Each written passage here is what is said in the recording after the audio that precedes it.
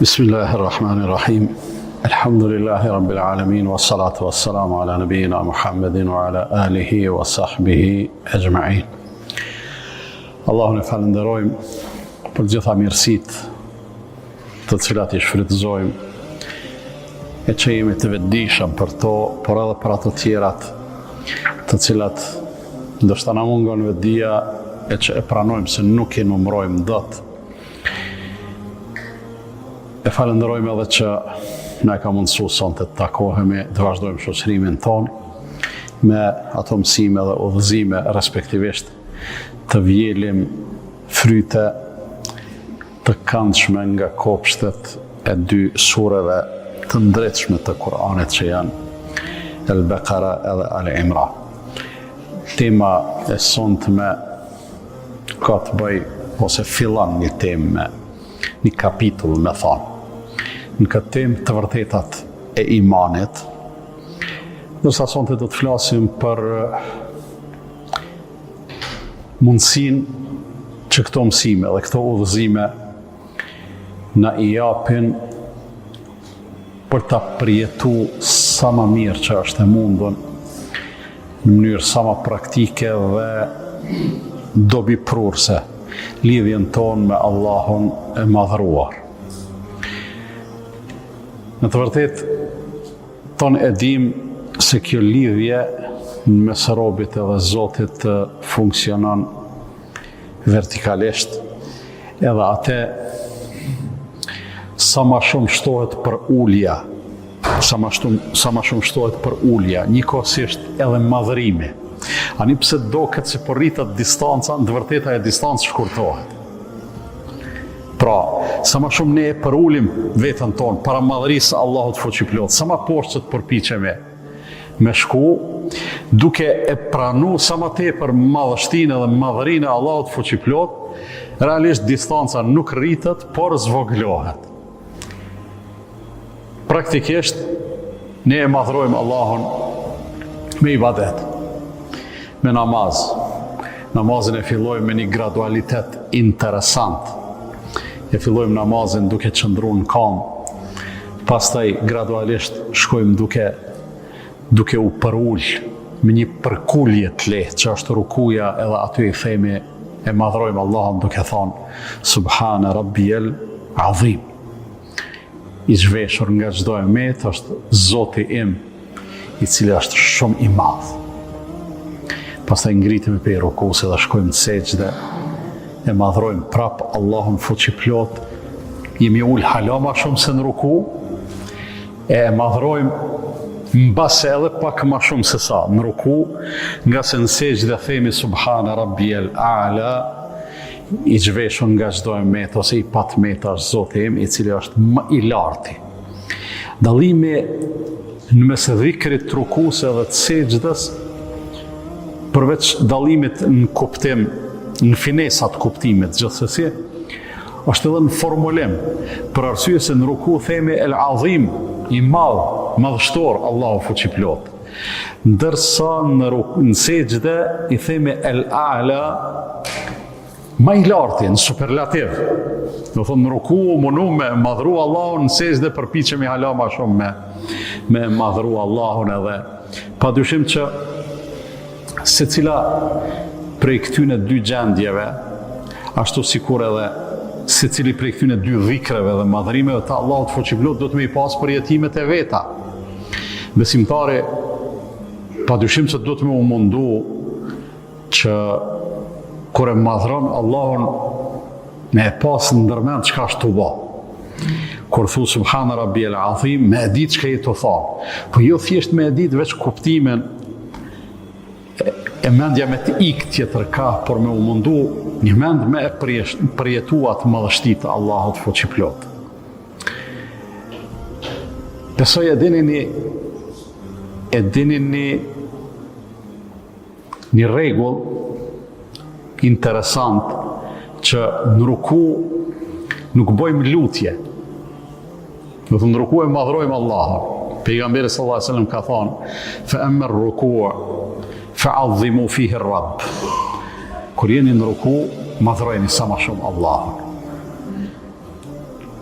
Subuhun, Quddusun, Rabbul Malaikati war Ruh. Ka dhikre të ndryshme që kanë ardhur në transmetime, me cilat madhrohet Allahu, po në ruku nuk bëjmë dua.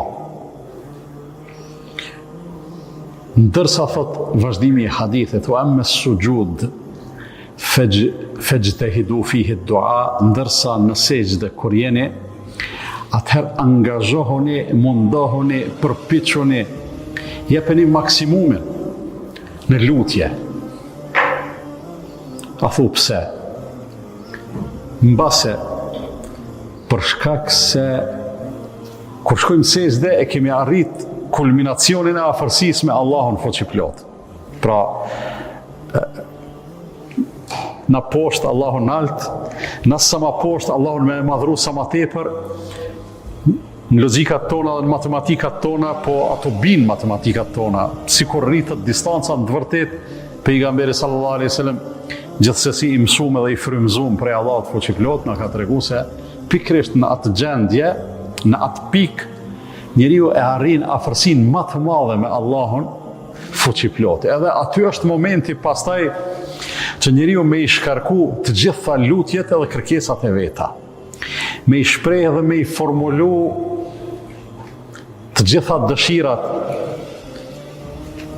pse jo edhe ëndrat e veta, madje po kam qef ton me kuptu këtë punën e lutjes në përgjithësinë ndaj Allahut fuqiplot si pjesë e madhërimit të tij gjithsesi. Po edhe lutjes në sejdë, e dini shpesh keni edhe vetë ju shqetësime edhe bojnë njerëzit, a bon me lut Allahun në sejdë, a bon me lut shqip, pastaj një gjë e tillë, a bon edhe në farz apo vetëm namazet nafile, kështu me radhë. Hadithi që e citova pak më herët, kur gjë nuk përjashton. As nuk përjashton gjuhën cilën ti e din, edhe din me i formulu lutjet, as nuk përjashton namazin që me i nda farzet edhe nafilet, që do në thotë se kur thotë pejgamberi sallallahu alaihi wasallam angazhohuni edhe përpiquni sa më tepër në lutje, derisa jeni në sejdë, kjo i përfshin të gjitha sejdët. Të gjitha pa përjashtim, s'ka kufizime. Pse? Se është gjendje në cilën ti je afru me Allahun fuqiplot, shfrytëzoje atë afërsi. Kjo tregon gjithsesi edhe madhështinë e Allahut fuqiplot edhe mirësinë e tij, ku na realisht i kemi shumë borxh Allahut për me e madhru në ato dy aspektet, edhe të mirësive që i dim që i kemi prej tij, edhe në aspektin e zotësisë tij, që është absolut, edhe është madhështore, ose i plotfuqishëm, i gjithdijshëm, e kështu, edhe për ata e meriton me u madhru. Mirë po në këtë rast tash kur afrohemi kaq shumë me Allahun fuqiplot, Allahu na jep mundësinë, madje edhe na e zbukuron këtë mundësi, duke e bot preferuar për vetën e tij, që ne të lutemi në sejdë më shumë se sa kudo tjetër. Edhe prap po e them, lutja përveç që është ibadet, përveç që është thelbi, palca e ibadetit, është mes tjerash edhe shprehje ose konfirmim i varfrisë edhe i nevojës, edhe i varësisë njerëzore, por edhe i plotfuqisë së Allahut edhe madhështisë së tij.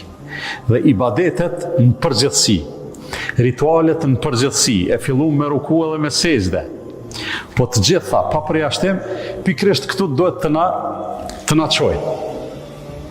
Të gjitha ibadetet duhet me çu të një pozitë ku njihet Allahu edhe pranohet ashtu qysh është, Zot absolut edhe i plotfuqishëm, po njihet njëkohësisht edhe dobësia, varfëria, varësia, kufizimi i të gjitha aftësive dhe mundësive njerëzore. Pra njëkohësisht të dyjat na bojnë neve shumë të mirë me Allahun fuqiplot kur e pranojmë sa të pafuqishëm edhe të pa aftë jemi, edhe sa të plotfuqishëm e kemi Allahun fuqiplot. Pra o robi Allahut, pranoje se i robi, edhe pranoje se Allahu i madhruar është Zoti. Kurani pa e përjashtu asnjë ajet të tij pikrisht këtë gjë e konfirmon.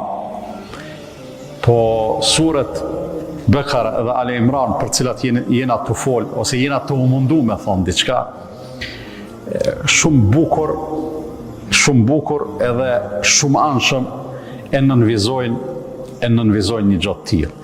Edhe nuk ka diçka e cila më natyrshëm i përshtatet njeriut, se sa kjo vetdije që ti o njeri je robi e Allahu është Zoti, edhe në momentin që kjo pranohet si e këtill, edhe përjetohet si e këtill, jeta funksionon për mrekulli. Krejt deformimet, edhe krejt tejkalimet e çrregullimet ndodhin pikrisht kur njeriu harron veten kush është, po e harron njëkohësisht edhe Allahun fuqiplot. Aty pastaj jeta çrregullohet deri në atë mas sa që fillon njeriu me tentu me u bë zot tjetrit. Njeriu të me u bë zot, ose njeriu me e bë sklav. E dini Omer radiallahu anhu, ai burri i madh i Islamit, i cili në stjerash edhe fjalët e tina i ka pas urtësi shumë të mëdha, kur e ka thonë atë thanjen me vlerë: Meta ista'badtum an-nase wa qad waladatuhum ummahatuhum ahrara. Prej kur ju do t'i robroni njerëzit kur nanat e tyne ata i kanë lind të lirë. Njeriu kur lind i lirë. Ka e drejta kujdo prej njerëzve me e robru tjetrin. Ose ndodh edhe e kundërta, jo vetëm robrimi, ndodh e kundërta hyjnizimi i tjetrit. Pse tash ato deformimet njerëzore janë ose në teprim, ose në lënje mango, ose ajo shprehja popullore që thojnë janë nër udh, jam i udh. Dikush don me e robru tjetrin, a dikush tjetër don, nuk di me e sfjegu pse, po me e hyjnizu dika, thonë ja, me thonë çto e kam zot, çto e kam gjithçka, çto e kam. Do të thonë të dyja këto janë deformime, edhe kurdo që shfaqen në relacionet mes njerëzve, padyshim që ato krijojnë çrregullime shumë të mëdha, edhe njeriu ka qenë i këtill në vazhdimsi. Nuk është se lindin një kohë të caktume, e në kohë tjera zhduken këto gjana dhe këto deformime, mirë por njeriu kështu ka qenë prej herët. E dini qysh na është rrëfy në histori se kanë lind manifestimet e shirkut edhe të idhujtarisë, kur ka ardhur shejtani dhe i ka mashtruar njerëzit me figurat e njerëzve të mirë që kanë kalu. Hajtë bëni ka një figurë se këta ja u kujtojnë Allahun, masën e aty në tjerëve ju ka thonë, ja këta doni me trajtu pak ma të veçantë, se nuk janë konë njerëz si kur ju, derisa gradualisht i kanë shti, me çka i kanë shti me adhuru pikrisht çato figura, edhe është ajo me thonë ajo filozofia e shirkut edhe i idhujtarisë, që realisht idhujtarët idhujve tyne nuk u japin atributet të zotësisë absolute. Pra shirku nuk ka thjesht veç me thonë që kjo figurë, që kjo guri ose që kjo dru ka aftësi krijuese. Për arsye se pak e rrallë kush e bën një gjatë tillë, po shirku është edhe kur njeriu i thot mu që kënej më çon adhurimi i Allahut. Mas pari unë i bëj sejdë këtij, e pastaj sejdë e më ngritet tek Allahu. E përmend Allahu i madhruar edhe këto në Kur'an. Do më thonë se qysh janë ato justifikimet të paqëndrueshme gjithsesi të njerëzve pse adhurojnë dikën tjetër përveç Allahut fuqiplot. Sido që tjetë krejt të deformime, Sureja El-Bekare posaçërisht i trajton duke qenë se me gjatësinë e saj, që është sureja më e gjatë dhe ka mos tepërmi ajete, trajton tema të ndryshme, po prej fillimit edhe në vazhdimsi, pastaj edhe në mes temave, edhe në kuadër temave, gjithsesi e prezanton Allahun fuqiplot. Dhe kur i marrim të gjitha ato ajete o të gjitha ato udhëzime, nuk mundëm pa arritën në përfundim se ta besosh Allahun ashtu si duhet.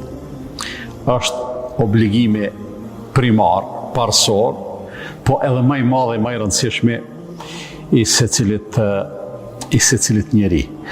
Surja Bekara e ofron një koncept interesant të besimit në Allahun fuqiplot, posaçërisht kur e kemi parasysh se me udhëzimet, me parashtrimet, po edhe me rrafimet, po edhe me shembujt e shumt që i jep, i qetë në pah dy gjona shumë të rëndësishme lidhur me Allahun e madhruar, e që sonte do t'i trajtojmë pikrisht të dy gjona. Fillimisht, e para është e jep fuqin e Allahut fuqiplot për ringjallje. Për arsye se për ringjallja si pjesë e besimit, të njerëzit për një mend kanë problem me konceptin e ringjalljes, edhe me besimin në ringjallje. Për shembull, është shumë për keqardhje, po ka njerëz, unë menoj, që e besojnë Allahun, e konsiderojnë veten musliman, ndoshta edhe falin namaz, po të ringjallja kanë dilema. Edhe dilemat e besimit, kur është në pyetje besimi, sidomos besimi islam, janë të paqëndrueshme dhe të palogjikshme për shkak të mos nevojës njerëzore që dilemat e besimit me zbërthy logjikisht. Që me thonë, besimi është besim, nuk eksperimentohet. Besimi merr legitimitet me çka? Jo me eksperiment, jo pse gjanat janë të dukshme, të prekshme. Besimi nuk bëhet besim, ose nuk kontestohet, ma mirë me thonë, legitimiteti i besimit me atë shprehjen, po kush ardhë për janë me na kallëzu që ka botë tjetër ose ka ringjallje. Kjo shprehje është shumë e palogjikshme. Pse? Për arsye se kur të bëhet puna me shku edhe me ardha, besimi mos ka kuptim. Besimi është sprove, këna thonë disa herë. Besimi merr legitimitet vetëm kur vërtetohet se Zoti e ka thonë çashtu. Ose ka fol dikush në emër të Zotit me autorizim të plot edhe ka thonë çashtu, që janë pejgamberët e Allahut. Te na si musliman, në islamin tonë, këto gjona janë shumë të vërtetume për shkak se Kurani, që kjo që e kemi edhe shërbehemi me to, s'ka psu kur farë ndryshime, ndërshekuj. Është i garantume edhe s'ka me psu. Po është e njëjta gjë edhe te ato sqarimet edhe interpretimet e pejgamberit sallallahu alaihi wasallam. Edhe ato një pjesë e madhe e tyne, ma mirë me thonë një pjesë e mjaftueshme e tyne, është vërtetu saktësia e tyne, autenticiteti e tyne haditheve dhe transmetimeve dhe jemi shumë komod me fenë tonë. Jemi aq komod sa që e keni vrejt dje edhe sot në rrjetet sociale, kur dul një person, pa kur fa legitimitetit gjithsesi, ja, Kurani i jep 3 vakte, nuk i jep 5 vakte, tash që 15 shekuj muslimane, sa burrat, sa djetarët, sa kështu me raza, kështu e ty dul rën me thonë, s'ko kanë 3 vakte, po janë 5 vakte, dhe argumentohet me një ajet që ajet absolutisht nuk përmen vakte. Përkundrazi, konfirmon çto vakte fundja pejgamberi sallallahu alaihi wasallam është ai i cili na ka mësuar çysh do të më u fal. Kur se kena kontestu, kur kërkosh nuk e ka kontestu. S'ka rëndësi kjo se s'po kam qef me botim, po që ka ndodhe një gjë interesante se për tëna anëve u demantu a i farë pretendimi edhe atë në mënyrë shumë të logjikshme. Pse?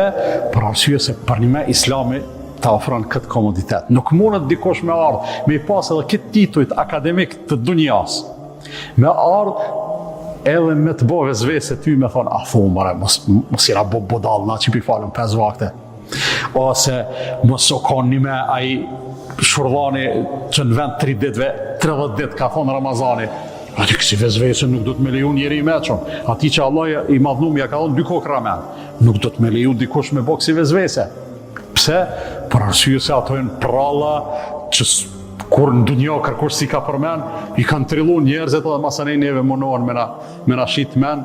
E posaçërisht ata njerëz që mas pakti kanë legitimitet me folë për këtë gjana. Pra, po du me thonë jemi shumë komod me këtë islam edhe me këtë din të cilin Allah i madhruar na e ka dhonë, por edhe me këtë besim të cilin Allahu gjithashtu e ka kërku prej neve, ani pse është besim, ani pse ka gajb, para mendo. Fjala gajb, në fillim të surës Bekara, alladhina yu'minuna bil ghaib. Besojnë në ato që nuk e shohin. A ka më konkrete dhe më interesante se kjo për me e shpjegu se çka është besimi, po edhe për me te i kalu ne atë sprovën e pyetjeve të shumta, nga njëherë kurreshtja dëshira për me i ditë gjanat ose me i zbërthy gjanat mundet me kanë e damshme për njeriun. Po mirë, po pse që kjo qishto, e qysh që kjo qishto? Krejt kena mi marrë vesh, po s'munësh me i marrë vesh për njëherë. Nuk munësh me i marrë vesh për njëherë. Ka me arë një ditë që kanë me u hjek, kanë me u qelë do perde, edhe krejt ajo që ka qenë gajb, ka me u bo shahade, e dukshme, e prekshme. Edhe kena me pa vetë, kena me thonë Allah, ty të takon falenderimi, që atëherë si kena pa që të gjona, po i kena besu. E sot, po e vrejmë sa i besim në pruni këtu të knatësia e jote. Pra, aspekti i parë, fuqia ringjallë, se Allah të fuqi plot, që ringjallja është pjesë shumë e rëndësishme e besimet. Është edhe sprovë gjithsesi, edhe besimin gajb është në sprovë, edhe besimin me laçë është sprovë, edhe besimin kader është sprovë. Mirë, po secili prej këtyne elementeve të besimit e ka një aspekt të ndikimet që aq bukur e rregullon jetën tonë. Pra besimi në ringjallje e rregullon jetën tonë për arsye se është një lloj sigurese, është një lloj frenimi, mekanizëm frenues që njeriu mos me bot çka ti vjen në dorë ose çka ti shkon mendja. E rëndësishme është kjo shumë. Po si do që tjetë, menoj që ndoshta ndonjëherë do të kemi rastin me i trajtu ato ndikimet konkrete të besimit në sjelljen e besimtarit. Jemi mundu ko paskoj me përmend gjona të tilla, po pak ka rëndësi tash kjo. Ajo që ka rëndësi është se Allah i madhruar pra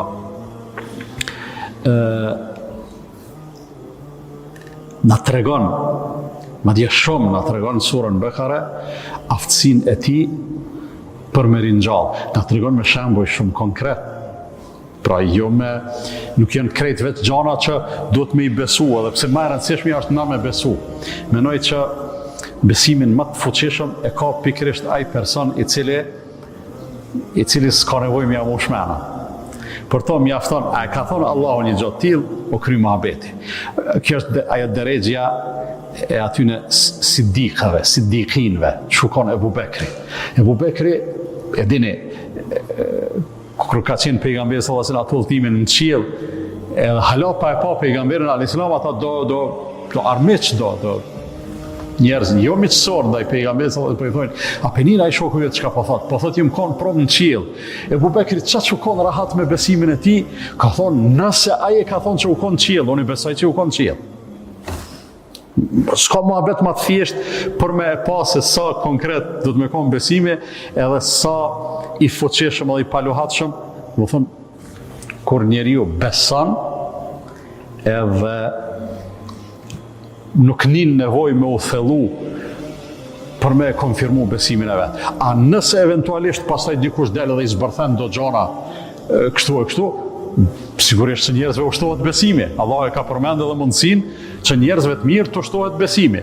Wa idha tuliyat alehim ayatuna zadatuhum imana. Edhe kur të citohen atyne ajetet tona, atyne ushtohet besimi, shumë rregull. Mirë pa në start ka qenë komod me besimin e tij. Allahu e përmend fuqinë e tij për ringjallje.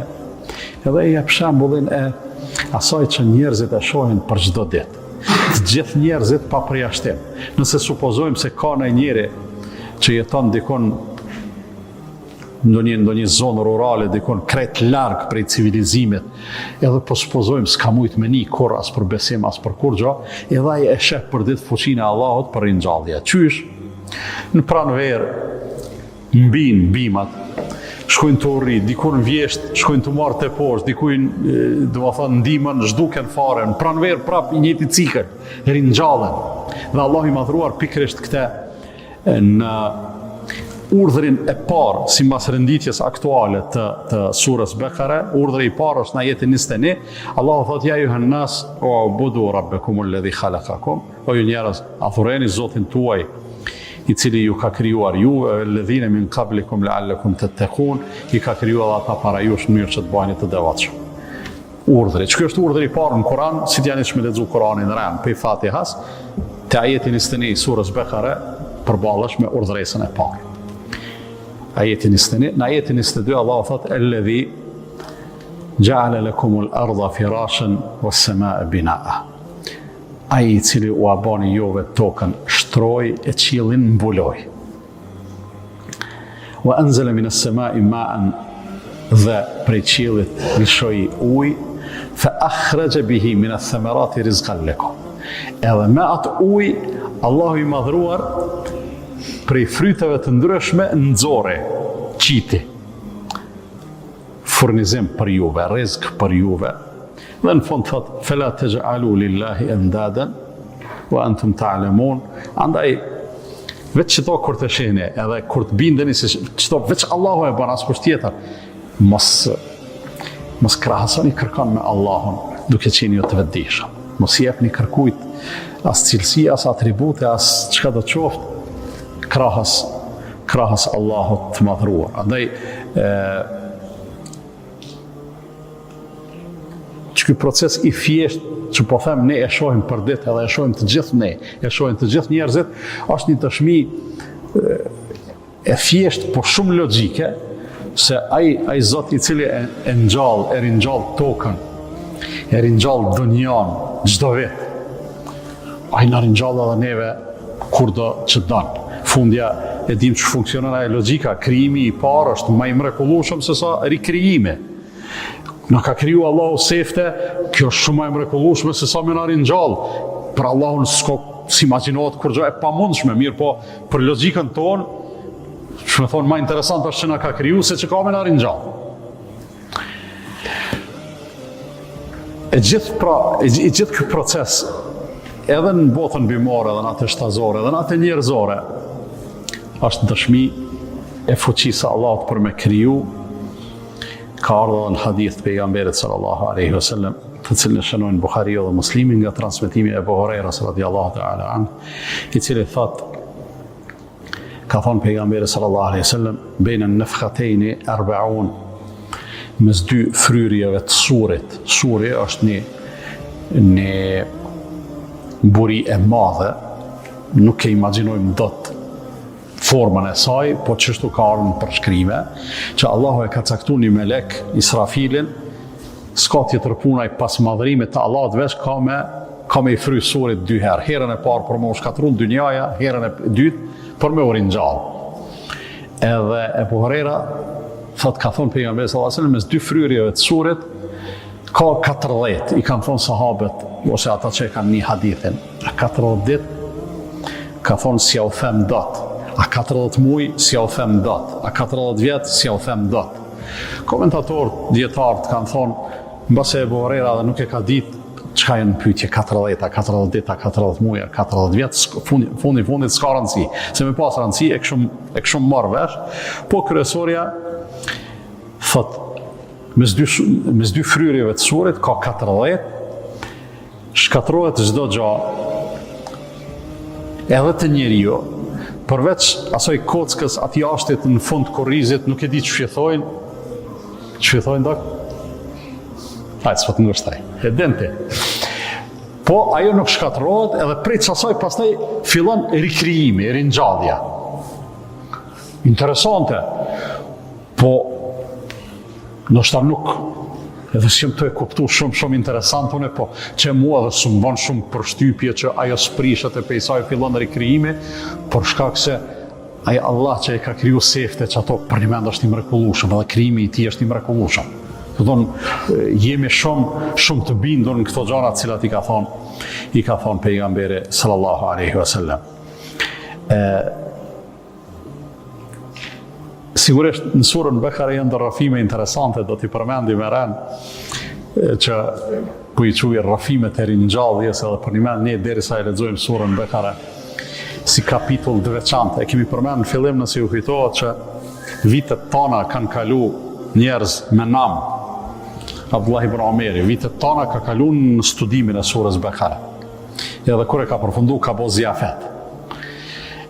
Pse që ai e ka lexuar edhe u mundu çdo fjalë me zbërthyn ma shumë nështë në kuptimin, me të kuptumit e ti, edhe me përjetu, që me mujtë me nxjerrë do një mësim konkret për me praktiku, po me gjithate ato rëfime të cilat i përmend Allahu në surën Bekare, janë interesante shumë, e dëshmojnë ringjalljen, e dëshmojnë plot fuqin, pra e dëshmojnë fuqinë e Allahut për me ringjall, po e dëshmojnë njëkohësisht edhe plot fuqinë e përgjithshme absolute të Allahut fuqi plot, edhe ndoshta, majni në mend që to, ndoshta për shkak se surja Bekare e shfaq edhe e konfirmon fuqinë e Allahut fuqi plot, ndoshta edhe për çfarë arsye e ka edhe efektin shërues që e përdorim edhe për shërim.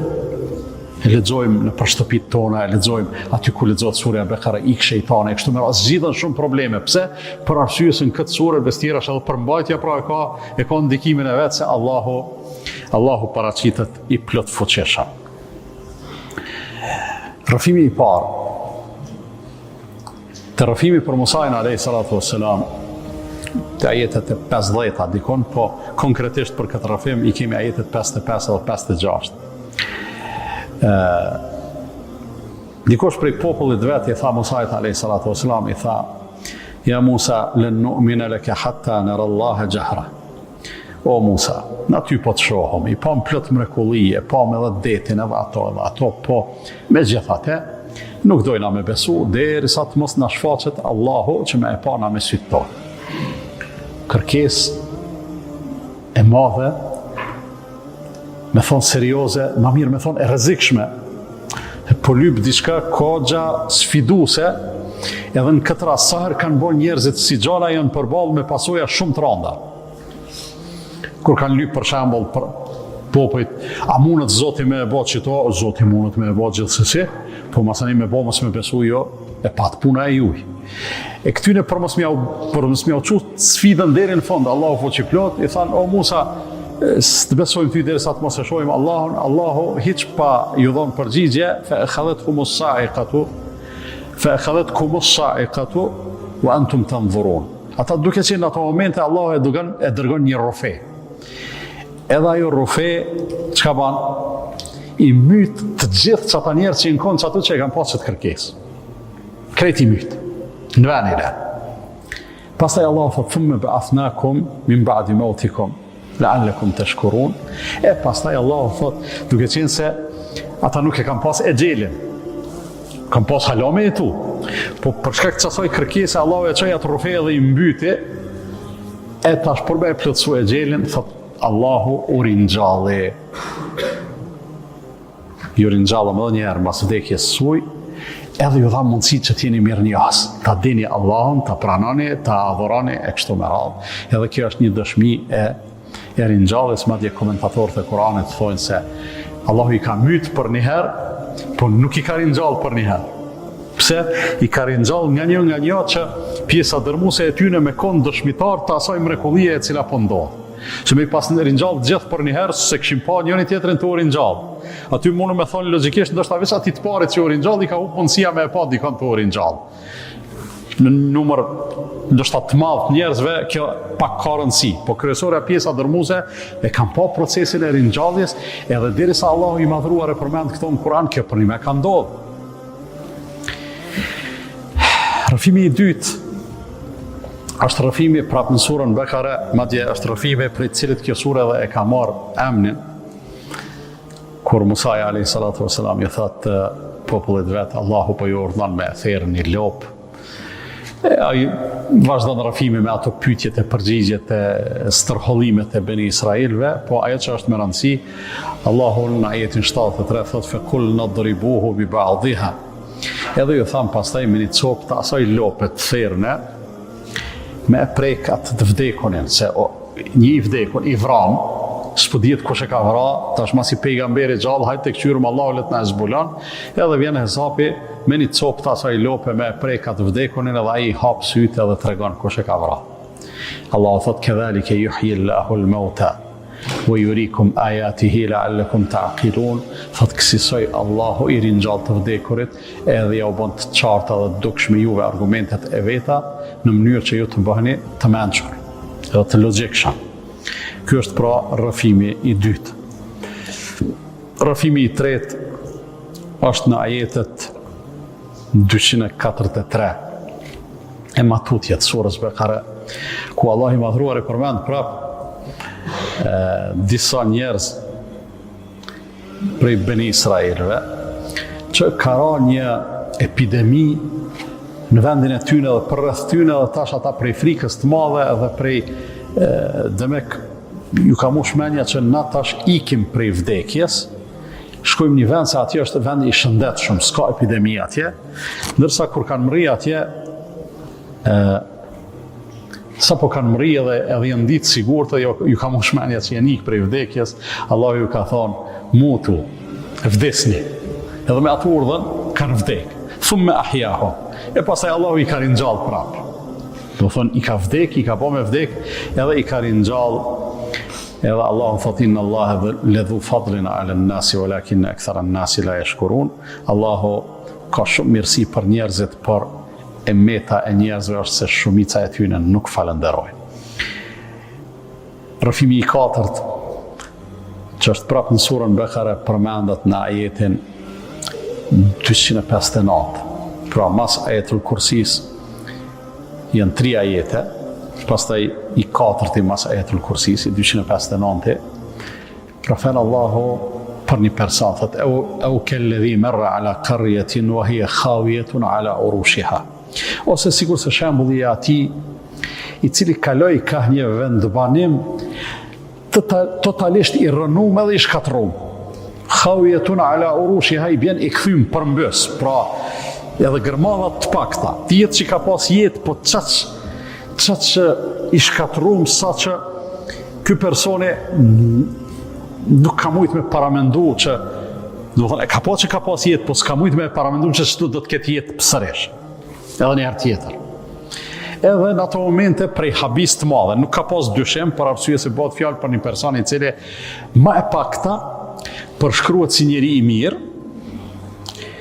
po dikush ka thonë që u konë edhe pejgamber. Shumica e dietarëve janë të mendimit se bëhet fjalë për personalitetin me emrin Uzeir, për Uzeirin, mirë po janë dilema, o konë pejgamber, as u konë pejgamber, po kur e kemi parasysh rrëfimin, mandej pak ka rëndësia o konë as u konë pejgamber, po kryesorja, ai kur e ka pa atë vend ashtu të shkatërum, ka thonë enna yuhyi hadhihi Allahu ba'da mautiha. Çdo këtë pas kanë vdek. A thomëra, qysh ka me i ringjall Allahu këta njerëz, krejt këta njerëz pas kësaj vdekjeje. Edhe Allahu me njëherë thot, fe ematehu Allahu mi'ata amin thumme ba'athe. Edhe në të momente Allahu atia ka marrë shpirtin. Edhe si ja ka kthy shpirtin 100 vjet. Ka vdek kë njeri qatë, 100 vite, thumme ba'athe, e ka ringjall Allahu. Pyetja e parë i është kem lebith, sa kenajt? A i s'pëtin që ka vdek, po menon që ka flajt.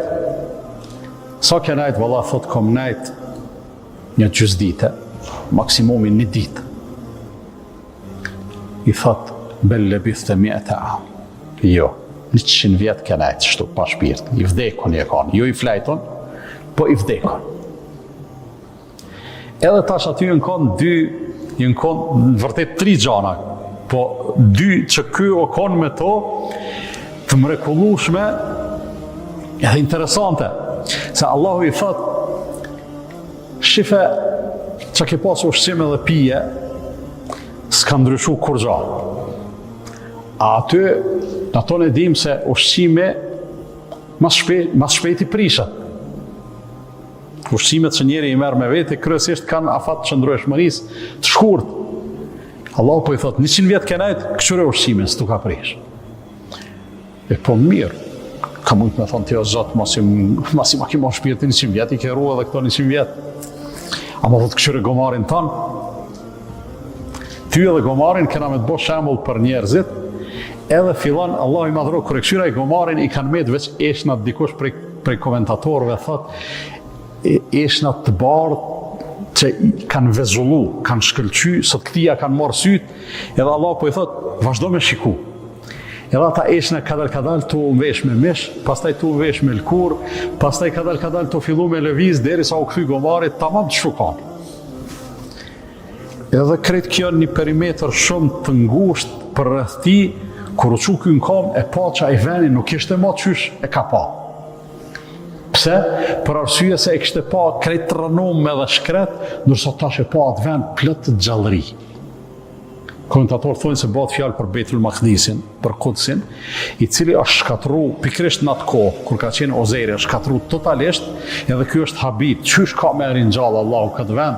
Madje ndoshta mendja e tij ka qysh ka me ringjallë edhe në ditën e gjykimit, jo më në dunjë që s'kthehet më në jetë, ndërsa thot gjatë atyne 100 viteve, 70 vite ka vazhdua i vend me koni shkret, a 30 vite para se me ringjallë Allahu këto, veç ka fillu jetën to, për 30 vite është zhvillu në mënyrë të mahnetshme.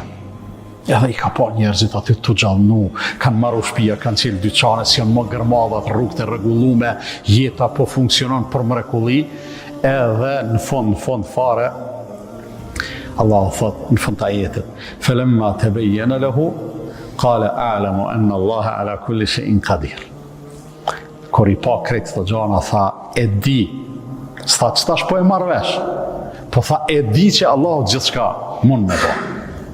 Pra, aje ka pasat habin që shka me ringjallë, por në fund po e pranu, thot, e di që Allahu gjithçysh ka me, realisht ka mundësi gjithçka me bo, kur gjithë s'ka të pa mundshme për Allahun e madhëruar. E kemi rafimin në ajetin vijus, që është ajetit 260, rafimin e Ibrahimit a.s. kër i ka thonë Allahut erini kejfe të hjel me ota. Ibrahimi, qërë a i ka thonë qysh ka me i ringjallë Allahu. Ibrahimi s'ka pas dilim, a ka me i ringjallë ajo, po vish ka thonë o Zot, masi që ka të shumë më mdën te, apo për hatër tem, me më kalëzut që ki me i ringjallë të vdekonit. Allahu i thot, o Ibrahim, as po beson, Allahu e ka dit, apo beson, as po beson Ibrahimi. Po mes tjerash, na kur e lexojmë këtë rrafim, me e ditë që Ibrahimi s'ka pas dyshim. Kale bela walakin liyatma'inna qalbi. Ka thonë, po çysh besoj Zotun e veç, po më çak me e pa, mos e kam qitë mundësi me lyp prej te edhe me u bind hala ma shumë. Edhe i thot Allah i madhruar, merri 4 shpez, edhe bani copa. Dhe më thot, sa të mujsh me i gri, edhe me i coptu, me pupla, me eshna, me mish, edhe shpërndaj në për bjeshk të ndryshme, në për kodra të ndryshme për rreth. Komentatorët disa thojnë në 4 kodra, disa thojnë në 7 kodra. 4 shpend, 7 kodra, dhe më thonë me qenë një shpërndarje shumë jo proporcionale. Madje thojnë, veç kokat i ka majt Ibrahimi a.s. ka thonë, thumme du'uhunna ya'tina kasa'a. E pastaj thirri ata shpend diqysh, a fishlojo, a s'ka rëndësi qysh, ose të thjeshtu jo, hajdeni këtu te on, thot edhe kime i pa ata shpend duke ardhur te ti, qysh, duke ecë, pra jo fluturim the, për arsye se fluturim the me shpejtësi të madhe është pak më e vështirë me vret ato që ka po ndodh në mrekulli. A i keni pa nga njerë, i shohim do gjana në shpejtësi, se vrejmë ku është pojenta derisa t'i shohim me regjistrim të ngadalsum, se që aty i shet detajet. Allahu ja ka mundësu Ibrahimit a.s. me lëvizje të ngadalsume, me e pa qysh i ringjallë të vdekunit, ka thonë thirri, kanë fillu puplat që fryma i ka shpërnda gjithandej me umledh. Do pupla anej, do anej, edhe jenë botub, copat e mishit po ashtu. Edhe kanë fillu ata shpez me ecë, prapë si pas rafimit të interpretuzve edhe të komentatorve, pa koka. Thot se kokat i ka majtë ndorë Ibrahimi a.s. vetë. Edhe tu ardhë, ka ardhë një shpend, e ka kap një kokë Ibrahimi a.s. e ka afru, së nxit. Pse? Se sukon koka ati shpendit, derisa ja ka ofru kokën e vetë taman, edhe janë ringjallë edhe ata shpez, edhe Allah i madhruar. I thot Ibrahimit a.s. në fundin e këtij ajeti, wa'lam anna Allaha azizun hakim. Dhe dije se Allahu është i plot fuqishëm, edhe shumë i urtë, urtësia e tij është e mrekullueshme. 2 ajetet radhazi flasin për ringjalljen. Ai rrafimi i Ozeirit, a'lamu anna Allaha ala kulli shay'in qadir, e di se Allahu është i ka fuqi edhe mundësi për gjithçka. të Ibrahimi a.s. dhe dije se Allah është i plot fuqishëm edhe i urtë, edhe thjesht na kur e kemi parasysh një gjë të tillë, s'ka dyshim që e dim të ringjallja, s'kena më kurfar dileme se ai i cili është i plot fuqishëm a mundet me i ringjall njerëzit e gjallësat në përgjithësi, kur s'kena pas kësi dileme. Gjithsesi, ringjallja ndoshta e ka edhe një dimenzion tjetër, ndoshta e ka edhe një kuptim tjetër me këto rrëfime Allah, sikur ka dashur me i tregu njerëzimit se zemrat e juja po vdesin, lidhjet tuaja me krijuesin po shkputën, megjithatë Allah i madhruar ka ardhur koha me e dërgu pejgamberin, ose e ka dërgu pejgamberin që është i fundit, atij cilit po i zbret ky Kur'an, e që Allahu sërish ka me e bo një ringjallje të zemrave të shpirtave të njerëzve nëpërmjet shpalljes, e që realisht ajo ringjallje edhe ka ndodhur.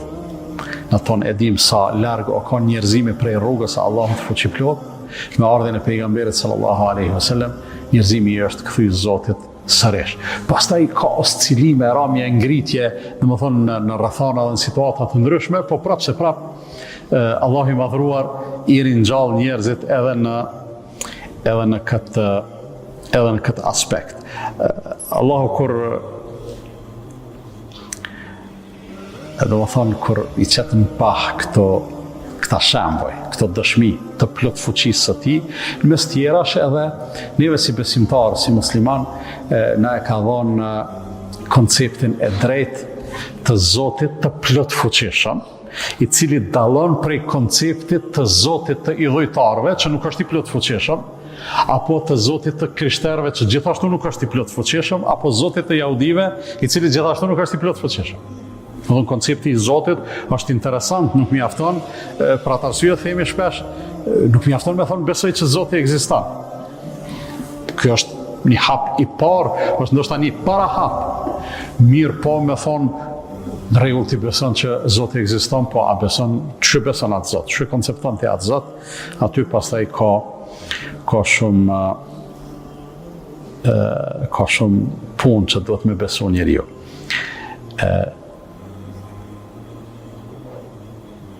Fuqia për ringjallje, sikur se e thamë më herët, është dëshmi edhe konfirmim i fuqisë për krijimin fillestar. Allah i madhruar pra kretë kjo fuqi për ringjallje e konfirmon fuqinë krijuese të Allahut të madhruar, që realisht na e shohim edhe e vrejmë në çdo fushë të jetës sonë, plot fuqinë, gjithë fuqinë, pushtetin absolut të Allahut të madhruar. Edhe sigurisht që kjo lidhje në mes plot fuqisë Allahut edhe gjithë dijes së tij është interesant të kuptohet, për arsye se prapë po i referohem fillimit të surës Bekare, thash fuqia ringjallëse edhe fuqia absolute. Te fuqia absolute Allah i madhruar thot huwallazi khalaqa lakum ma fil ardi jami'a. Ai është që krijoi për juve këtë çka ka në tokë, thumma stawa ila as-sama'i fasawwahunna sab'a samawat, e pastaj ju kthy qiellit edhe i bani ato 7 qiell, wa huwa bi kulli shay'in alim, edhe ai është i gjithditur për gjithçka. E thash kjo gjithdia, padyshim që na jep mes tjerash bindja jonë dhe besimi jonë në gjithdijen e Allahut, na e jep edhe atë besimin se Allahu kur krijon çysh don ai, jo çysh dojmë na. Edhe kur krijon na do të me kuptu që jo vetëm krijimi, po edhe caktimi i gjanave, se edhe ajo kadere, edhe është një lloj krijimi, e ka një urtësi për cilën ne do të besojmë se ekziston edhe atëherë kur ne nuk e zbërthejmë dot. Për shembull te krijimi i njeriu të parë. Ai tha Allahu me laçeve inni ja'ilun fil ardi khalifa. Na unë kam e bënë krijesë e cila ka me pas rol në tokë, me laçet kishin informacione çka po don Allahu me kriju, edhe nuk është se dyshun, po shprehen habi, domethënë bënën pyetje o Zot, nëse të vynë për me bëj ibadet, na të bëjmë ibadet më mirë se çka e krijesë që kime e kriju ti, nëse të vynë për me të madhru, na të madhrojmë më mirë. Pse don me kriju asi që kanë me bosh rregullime dhe kanë me derë xhak, çka ju tha Allahu në fund? Inni a'lamu ma la ta'lamun. Unë di çka ju nuk dini.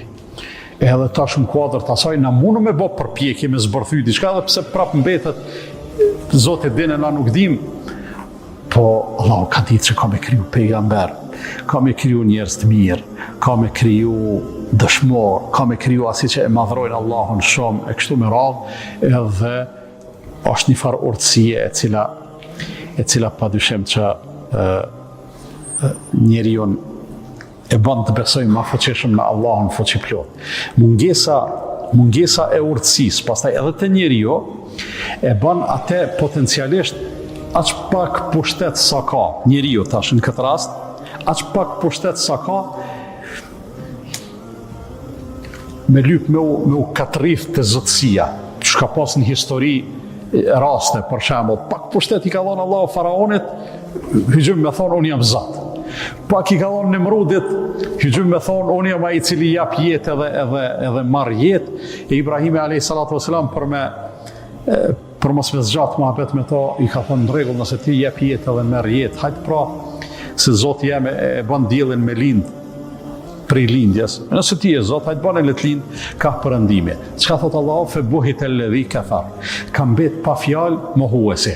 Pse ka mbet pa fjalë? Sot ka shumë mohues, të cilët nëse bën mohabet me ta ose debaton me ta, të mysin me fjalë. Mirë po të mysin me fjalë për temat cilat ata vet i kanë përtype, i kanë trajtuar shumë edhe kanë kriju teori edhe hipoteza të rreme.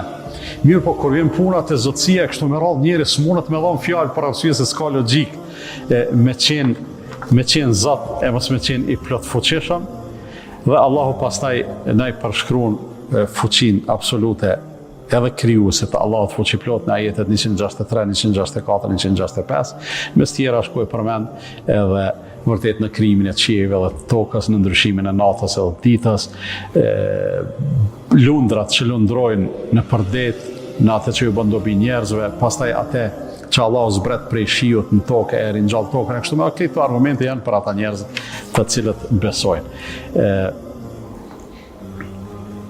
Po e përfundoj se u zgjat bukur shumë. Kretë këto rrëfime, këto nga njëherë edhe teori për Allahun fuqiplot, ndoshta më e bukur është që Allah i madhruar ajetin më madhështor të Kur'anit e ka qitë pikrisht ka fundit qanej për me tregu se sa i madhëreshëm është Allahu edhe qysh duhet me besu Allahun, që është nëpërmjet ajetul kursis, në ajetin 255 ku Allah i madhruar flet për veten e vet. Edhe ky ajet është madhështor pikrisht për shkak të asaj tematike që trajton, për shkak se u bë gjatë nuk po ndalem më shumë në këtë temë. Allah na mundsoft që ditëve në vijim me trajtu këtë temë në vazhdimsi. Allah është përbleft për vëmendje. Nëse zgjata pak më tepër se sa jeni mësuar, ju kërkoj falje, po tema ishte asisoj që nuk bëj kem me ulan, me u përgjysmu. Gjithmonë po insistoj që temat me i trajtu si të nësi në mënyrë që nëse dikush ka ardhë po e zonë sonte, e s'ka qenë ditëve të kalume, edhe ai me gjetë vetën në ato mësime. Allah i rujtë ju shpërbleft, subhanak Allahumma bihamdika, ashhadu an la ilaha illa ant, astaghfiruka wa atubu